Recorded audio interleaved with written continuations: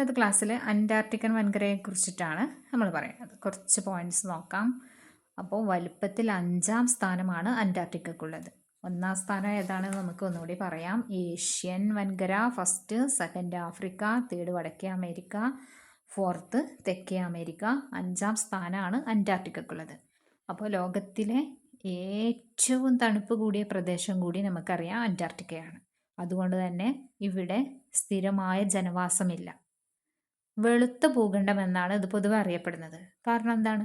വർഷം മുഴുവൻ മഞ്ഞ് മൂടി കിടക്കുന്നു അല്ലേ? അതുകൊണ്ട് ഇതിനെ വെളുത്ത ഭൂഖണ്ഡം എന്നായിട്ടാണ് നമ്മൾ അറിയപ്പെടുന്നത്. അതുപോലെ അവിടെ സ്ഥിരമായ ജനവാസമില്ല. എന്നാലോ ഗവേഷണ കേന്ദ്രങ്ങളൊക്കെ ഉണ്ട് അല്ലേ? നിലവിൽ അന്റാർട്ടിക്കയിലെ ഇന്ത്യയുടെ ഗവേഷണ കേന്ദ്രങ്ങളാണ് മൈത്രി, ഭാരതിയൊക്കെ. അതുപോലെ പെൻഗ്വിനുകൾ കാണപ്പെടുന്ന പ്രദേശം കൂടിയാണ് നമ്മുടെ അന്റാർട്ടിക്ക. ഇന്ത്യയുടെ ആദ്യ അന്റാർട്ടിക് ഗവേഷണ കേന്ദ്രം ഏതാണ്? ദക്ഷിണ ഗംഗോത്രിയാണ് കേട്ടോ. ദക്ഷിണ ഗംഗോത്രിയിൽ ഇന്ത്യ തപാൽ ഓഫീസ് തുടങ്ങിയിട്ടുണ്ട് അല്ലേ? അത് തുടങ്ങിയ വർഷം എന്ന് പറയുന്നത് 1983-ലാണ്.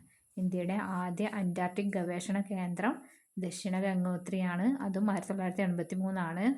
ദക്ഷിണ ഗംഗോത്രിയിൽ ഇന്ത്യ തപാൽ ഓഫീസ് തുടങ്ങിയ വർഷം 1983-ആണ്. ഒന്നും കൂടി അന്റാർട്ടിക്കയെ കുറിച്ചിട്ട് പറയാം.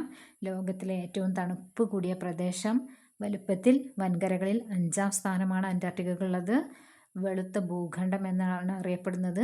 സ്ഥിരമായ ജനവാസമില്ല. പെൻഗ്വിനുകൾ കാണപ്പെടുന്നു. നിലവിൽ അന്റാർട്ടിക്കയിലെ ഇന്ത്യയുടെ ഗവേഷണ കേന്ദ്രങ്ങളാണ് മൈത്രി, ഭാരതി. ഇന്ത്യയുടെ ആദ്യ അന്റാർട്ടിക് ഗവേഷണ കേന്ദ്രം ദക്ഷിണ ഗംഗോത്രിയാണ്. അത് 1983-ലാണ്. അതുപോലെ തന്നെ ദക്ഷിണ ഗംഗോത്രിയിൽ ഇന്ത്യ തപാൽ ഓഫീസ് തുടങ്ങിയ വർഷം 1983 തന്നെയാണ്.